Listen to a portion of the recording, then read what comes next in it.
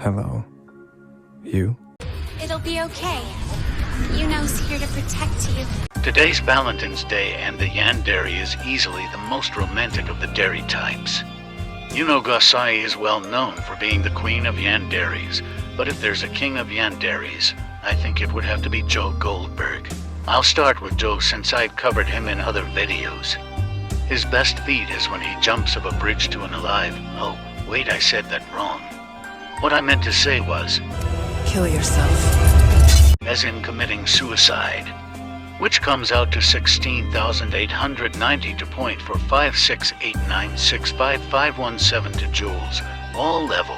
For his durability's high end, he's comparable to Carrie, who survived being pushed off a cliff. This is 21,360.1 joules, wall level.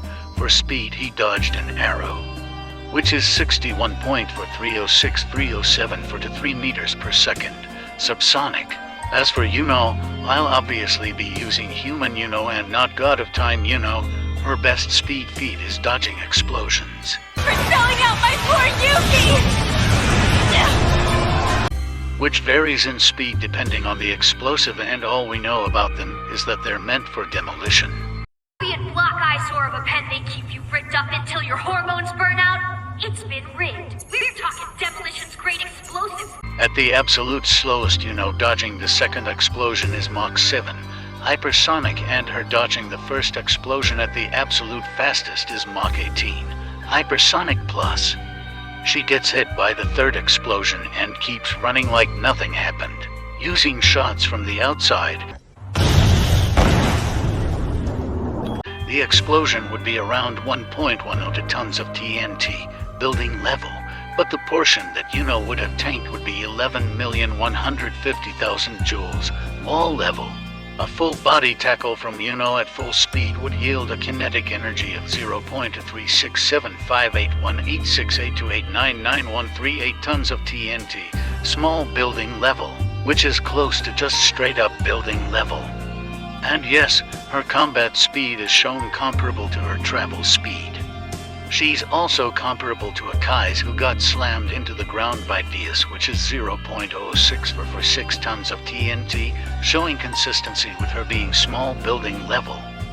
I think it's pretty obvious that Yuno speed blitzes and one-shots Joe.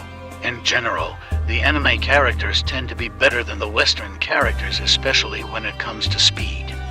Unless it's a superhero thing, Western characters usually cap out at subsonic, but the anime characters I've covered have been pretty casually hypersonic. For weapons, Joe's shown using handguns, bow and arrows, and held a double barrel shotgun in Season 4. But even if you give him weapons and none, she's still turning him into a splat on the wall before he could even think to shoot. If you're fair and give her weapons, it's even worse since she's got a Heckler & Koch MP5A5 submachine gun. Not that she needs it, obviously. With prep time, Joe is smarter, but I don't think it will help much in beating Yuno.